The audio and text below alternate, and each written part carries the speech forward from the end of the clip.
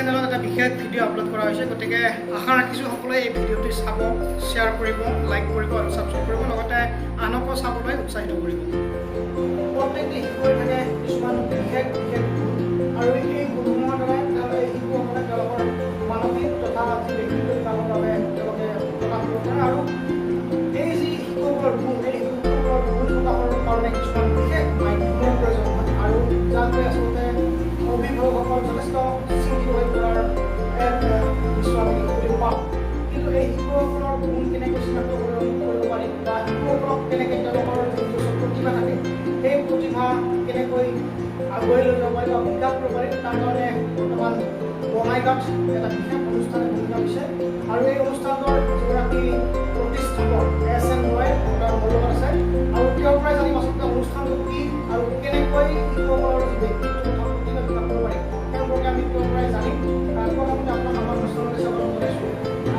আপোনালোকৰ যিটো অনুষ্ঠানটোৰ নাম কি আচলতে, আৰু অনুষ্ঠানটোৰ উদ্দেশ্য কি? নমস্কাৰ, মই মোৰ ব্ৰেণ্ডেবল ইণ্ডিয়াৰ পৰা ঈশা নিজলে মই ধন্যবাদ জনাইছোঁ, আন্তৰিক অভিনন্দন জ্ঞাপন কৰিছোঁ। একচুৱেলি আমাৰ এই বস্তুটো হৈছে কি বস্তু, ব্ৰেণ্ডেবল ইণ্ডিয়া। আমাৰ বঙাইগাঁৱত এটা ব্ৰাঞ্চ আছে, ট্ৰেইনিং চেণ্টাৰ আছে, আৰু এইটো আমি কি কৰোঁ, DMIT মানে ডাৰ্মেট'গ্ৰাফিক মাল্টিপল ইণ্টেলিজেন্ট টেষ্ট। এই টেষ্টটো কৰিলে ল'ৰা ছোৱালীৰ বিহেভিয়াৰটো গম পাই যাব, স্বভাৱচৰিত্ৰ কেনে হ'ব গম পাই যাবগৈ, এইধৰ ব্ৰেইনৰ লুপৰ কেনেকৈ কাম কৰে সেইটোৰ বিষয়ে জানিব পাৰিব। আৰু আমি যে কওঁ সাধাৰণতে IQ লেভেল কেনে কি, এই IQ লেভেল 4 আছে, যেনেকৈ IQ, EQ, CQ আৰু AQ, তাৰ বিষয়ে জানিব পাৰিব। তাৰপিছত একুৱাৰিং ষ্টাইল, আমি আমাৰ ল'ৰা ছোৱালীবোৰে কেনেকৈ শিক্ষা একুৱাৰিং কৰে তাৰ বিষয়ে জানিব পাৰিব। আৰু 8টা মাল্টিপল ইণ্টেলিজেন্স আছে, এই 8টা মাল্টিপল ইণ্টেলিজেন্সৰ আপোনালোকৰ কোনটো ক্ষেত্ৰত আগবঢ়া আছে সেইটোৰ বিষয়ে জানিব পাৰিব। যেনেকৈ লিংগুইষ্টিক, এটা ল'ৰা ছোৱালী বা এজন মানুহক কেনেকৈ কথা বতৰা পাতে, তো লিংগুইষ্ট যদি ভাল হৈ যায় তেখেতৰ লিংগুইজটো ওপৰত ধুনীয়াকৈ সজাই পৰাই ক'ব পাৰিব, আৰু এই বিভিন্ন কলাক্ষেত্ৰত আগবাঢ়িব পাৰিব। যেনেকৈ আপোনাৰ লজিকটো যদি ভাল হৈ যায়, লজিক ভাল হৈ গ'লে আপোনাৰ মেথছত ভাল হৈ যাব, চায়েন্সত ভাল হৈ যাব, আৰু যেনে চেছ খেল এই কামত তেখেতে ভাল ভূমিকা আৰম্ভ কৰিব পাৰিব।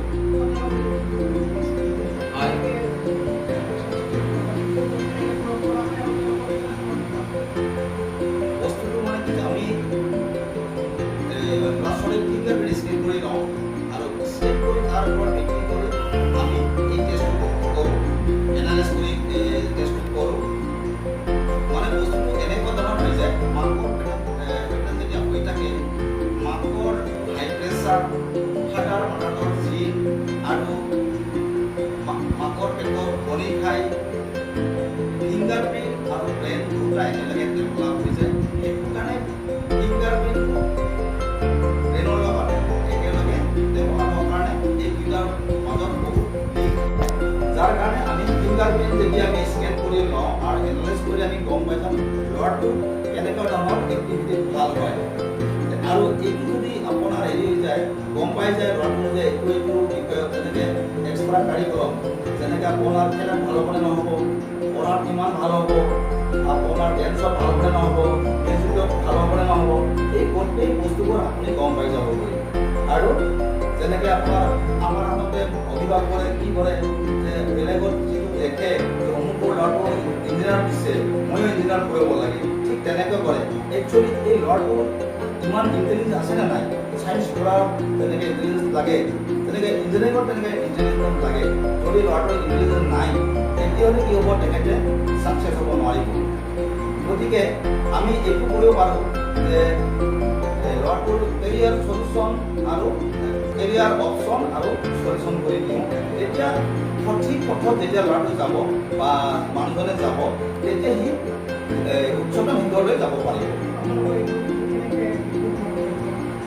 শিশুসকলক মানে আমি শিশুসকলক 10টা স্কেন কৰোঁ, ফিংগাৰপ্ৰিণ্ট স্কেন কৰোঁ, স্কেন কৰি আমি এনালাইজ কৰোঁ, এনালাইজ কৰি আমি এই বস্তুটো ৰিপৰ্টটো বনাই দিওঁ। তাৰ ওপৰত ভিত্তি কৰি আমি এই গোটেই বস্তুটো স্বভাৱচৰিত্ৰভাৱে আদিয়ে কৰি ব্ৰেইনৰ ওপৰত কেনেকৈ কাম কৰে গোটেইখিনি আমি গম পাই যাওঁ। আমাৰ বিভিন্ন ধৰণৰ যে কৰ আছে আমি প্ৰথমে বেছিক ব্ৰেইন এই বেছিক ব্ৰেইনটো আমি এনেকৈ কৰোঁ যেনে ল'ৰা ছোৱালী আমি প্ৰথমে ৰিলেক্স কৰোঁ ডেন্স কৰোঁ ফিজিকেল এক্সাৰচাইজ কৰাওঁ তাৰপিছত ব্ৰেইন জিম কৰাওঁ আৰু বিশেষ কিছুমান মিউজিক আছে সেইবোৰ শুনাওঁ তাৰপিছত আমি ট্ৰাটক কৰোঁ ট্ৰাটক কৰি আমি কি বস্তু ল'ৰা ছোৱালীবোৰক আমি ধ্যানৰ উৎস হিচাপে লৈ যাওঁ আৰু আমি ব্লাইণ্ড ফল্ড কৰি সুধো মানে আমি টেষ্ট কৰোঁ গম পোৱাৰ কাৰণে ব্লাইণ্ড ফল্ড কৰি আমি সুধো যে এইটো কি কালাৰ যেনেকৈ এইটো কি পিকচাৰ আৰু যেনেকৈ শিশুসকলে কি কৰিব পাৰে ব্লাইণ্ড ফল্ড কৰি সিহঁতে কালাৰিং কৰিব পাৰে স্কেচ আঁকিব পাৰে ৰাইডিং বাইচাইকেল কৰিব পাৰে বিভিন্ন ধৰণৰ এক্টিভিটি কৰাৰ পিছত সিহঁতৰ কনচেনট্ৰেশ্যন আৰু কনফিডেন্স পাৱাৰ বহুত বাঢ়ি যায় আৰু মেমৰি পাৱাৰ বহুত বাঢ়ি যায় এই কৰাৰ পিছত মিড ব্ৰেইন এক্টিভেশ্যন কৰাৰ পিছত সিহঁতৰ পঢ়াবোৰ সোনকালে মুখাস্ত হয় যেনেকৈ আপোনাৰ আগতে যদি আপোনাৰ 15 মিনিট 20 মিনিট লাগে তেতিয়া কি বস্তুটো আপোনাৰ 2 মিনিটৰ পৰা 5 মিনিটৰ ভিতৰত যিকোনো পঢ়া শুনা মুখাস্ত হয় আৰু ই এডুকেশ্যনত 10ৰ পৰা 20% ইনক্ৰিজ হৈ যায়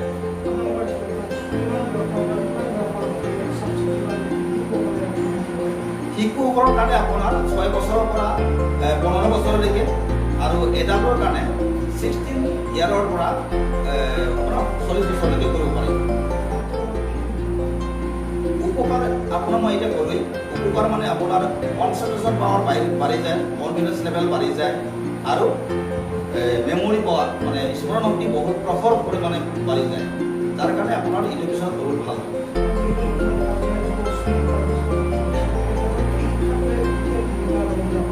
নিশ্চয় কাৰণ কিয় আমাৰ এই ডিফাৰেণ্ট এক্টিভেশ্যন কৰাৰ লগে লগে ল'ৰাটো অকল শিক্ষা বিভাগতে নহয় চাৰিওফালৰ পৰা আপুনি ভাল হৈ যাব বিহেভিয়াৰটো মাক বাপেকৰ ভাল হৈ যাবগৈ আৰু আপোনাৰ বেলেগ চৰিত্ৰ গঠন ভাল হৈ যায় লাহে লাহে সঠিক পথৰ ফালে আগবাঢ়ি যায় এতিয়া মই কিছুদিন আগতে আপোনাৰ BSc টিচাৰ এজন হেৰি কৰিছিলোঁ বঙাইগাঁৱত আপোনাৰ 6 দিন যিটো ট্ৰেইনিং চেণ্টাৰ আছে তাত এজন BSc টিচাৰে কৰিছিলে তেখেতে ক'লে মোক যে ছাৰ এইটো কৰাত বহুত ভাল লাগে আৰু কনচেনট্ৰেশ্যন বহুত পাৱাৰ বাঢ়ি যায় মই আগতে যদি 1 ঘণ্টা 2 ঘণ্টা পঢ়িছিলোঁ আমনি লাগিছিলে কিন্তু এতিয়া মই অনাকে 3-4 ঘণ্টা পঢ়িব পাৰোঁ আৰু এতিয়া মই ৰাতিপুৱা সোনকালে উঠিব পাৰোঁ বেয়া অভ্যাসবোৰ এৰিছোঁ যেনেকৈ মই মাংস নাখাওঁ মাছ মাংস নাখাওঁ এইবোৰ আজিকালি মই সম্পূৰ্ণ নিৰামিষ হৈ গৈছোঁ আৰু আগতকৈ মই বহুত ভাল হৈছোঁ আৰু যেতিয়া মই সিহঁতৰ ঘৰলৈ গৈছিলোঁ কাউন্সিলিঙৰ কাৰণে মানুহবোৰে সেইটোৱে কথা কৈছিলে যে মোৰ ল'ৰাটোৱে অলপমান চেঞ্জ হৈ গৈছে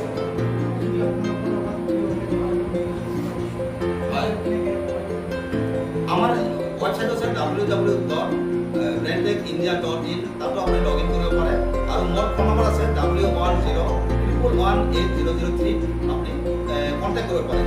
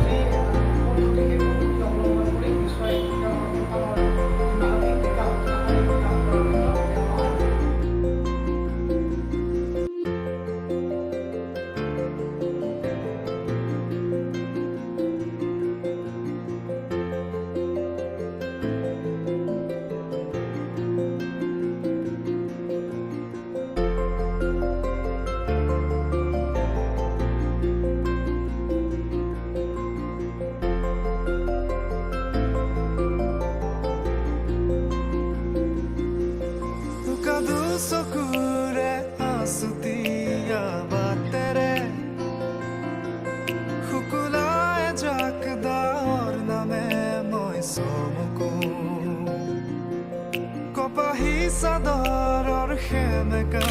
আচলখনে